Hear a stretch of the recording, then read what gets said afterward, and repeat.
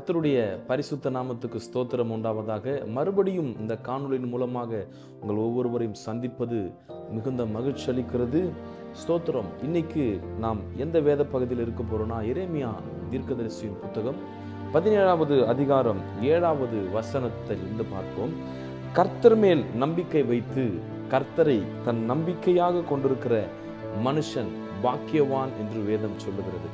இன்னைக்கு இந்த உலகத்துல யாரையோ நம்பிக்கிட்டு இருக்கிறோம். அப்பாவை நம்புகிறோம், அம்மாவை நம்புகிறோம், சில நேரங்களில் மனைவி, பிள்ளைகள், நம்முடைய வேலைகள், நம்முடைய தொழில்கள், நம்முடைய பேக்ரவுண்டு, நம்முடைய நண்பர்கள், எதையோ நம்பிட்டு இருக்கிறோம். ஆனால் அவர்கள் எந்த நிலைமையில் இருப்பாங்கன்னு எனக்கு சொல்ல தெரியாது. ஆனால் வேதம் சரியாக சொல்லுகிறது, கர்த்தர் மேல் நம்பிக்கை வைக்கிற ஜனம் பாக்கியம் உள்ளது என்று சொல்லி. அது மாத்திரமல்ல, அடுத்த வசனம் சொல்லுகிறது, அவன் தண்ணீர் அண்டையிலே நாட்டப்பட்டதும் கால்வாய் ஓரமாக தன் வேர்களை விடுகிறதும் உஷ்ணம் வருகிறதை காணாமல் இலை பச்சையா இருக்கிறதும் மழை தாழ்ச்சியான வருஷத்திலும் வருத்தமின்றி தப்பாமல் கனி கொடுக்கிறதுமான மரத்தை போல் இருப்பான். இந்த எரேமியா தீர்க்கதரிசி எவ்வளவு அருமையான வார்த்தைகளை பேசி இருக்கிறார் பாருங்க. உங்களுடைய வாழ்க்கையில எது இருந்தாலும் எது இல்லாவிட்டாலும் ஸ்தோத்திரம், உங்களுக்கு வேலை இருந்தாலும் இல்லாவிட்டாலும் தேவ சமூகத்துல அவர் மேல நம்பிக்கை வைக்கிற ஜனமாக நீங்கள் மாற வேண்டும் என்பதற்காகவே தேவன் தீர்க்கதரிசிக்கு இப்படிப்பட்ட வார்த்தைகளை தந்திருக்கிறார் என்று நான் யோசிக்கிறேன். பாருங்க, உங்களுக்கு எந்த சூழ்நிலையில நீங்க இந்த வீடியோவை பார்த்து கொண்டிருக்கலாம். ஒருவேளை இன்னைக்கு தான் உங்களுக்கு வேலை போயிருக்கலாம், இல்லை நீங்க நம்பிக்கொண்டிருந்த எல்லா சோர்ஸையும் இழந்து நீங்க நின்று கொண்டிருக்கலாம். ஆனா நீங்க எல்லாவற்றையும் இழந்தாலும் தாவீதை போல ஸ்தோத்திரம், கர்த்தர் மேல் நம்பிக்கையுள்ளவர்களாக நீங்கள் நிற்கும் போது என்ன நடக்கும் தெரியுமா? ஸ்தோத்திரம், உஷ்ணம் வந்தாலும் நீங்கள் பச்சையான மரத்தை போல, பாருங்க அப்படிதான் சொல்லுது, உஷ்ணம் வருகிறதை காணாமல் இலை பச்சையா இருக்கிறதும் மழை தாழ்ச்சியான வருஷத்திலும் வருத்தமின்றி தப்பாமல் கனி கொடுக்கிறதுமான மரத்தை போல இருப்பான். யார் தெரியுமா? கர்த்தர் மேல் நம்பிக்கை வைக்கிற மனுஷன். அது மாத்திரமல்ல, சங்கீதம் 1வது அதிகாரம் ஸ்தோத்திரம் 1-2-3 வசனங்களை பார்க்கும்போது, கர்த்தருடைய வேதத்தில் பிரியமாயிருந்து இரவும் பகலும் அவருடைய வேதத்தில் தியானமாயிருக்கிற மனுஷன் பாக்கியவான். எஸ், இப்படிப்பட்ட காரியத்தை செய்கிற நீங்கள் பாக்கியவான். You are the blessed one.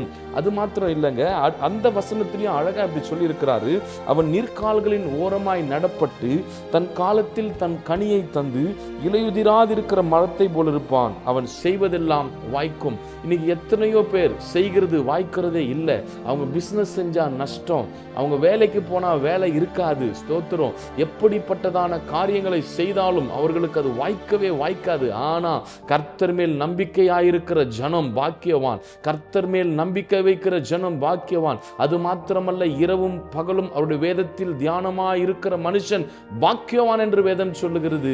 நீங்கள் இந்த காரியங்களை கேட்டுக்கொண்டிருக்கும் போது ஸ்தோத்திரம், இந்த வீடியோவை பார்த்து கொண்டிருக்கும் போது உங்களுக்கு அநேக தோல்விகளை நீங்க சந்தித்து இருக்கலாம். உங்க குடும்பத்துல மாந்திரிக பிரச்சனை, வில்லிசூனிய பிரச்சனை, செய்வினை பிரச்சனைகள் என்று எது இருந்தாலும் நீங்கள் யாரையும் நம்ப வேண்டாம், எந்த மனிதனையும் நம்ப வேண்டாம். கர்த்தர் மேல் நம்பிக்கை வையுங்கள்.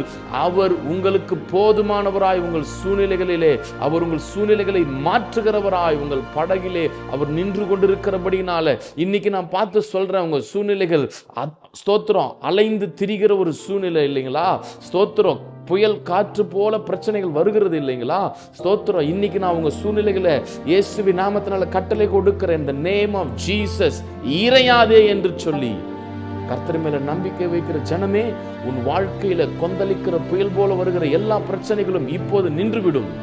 நாம் ஜெபிப்போம். எங்களை மிகவும் அதிகமாய் நேசிக்கிற எங்கள் நல்ல தகப்பனே, இந்த வீடியோவை பார்த்து கொண்டிருக்கிற உங்களுடைய பிள்ளைகளுக்காய் ஜெபிக்கிறோம் தகப்பனே.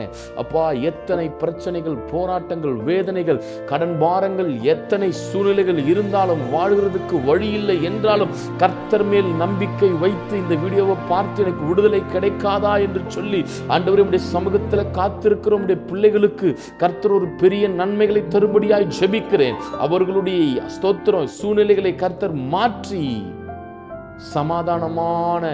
சமாதானத்துக்கு ஏதுவான காரியங்களை கொண்டு போங்க. பெரிய காரியங்களை செய்யுங்க. இயேசுவின் மூலம் ஜெபம் கேளும் நல்ல தகப்பனே, ஆமென்.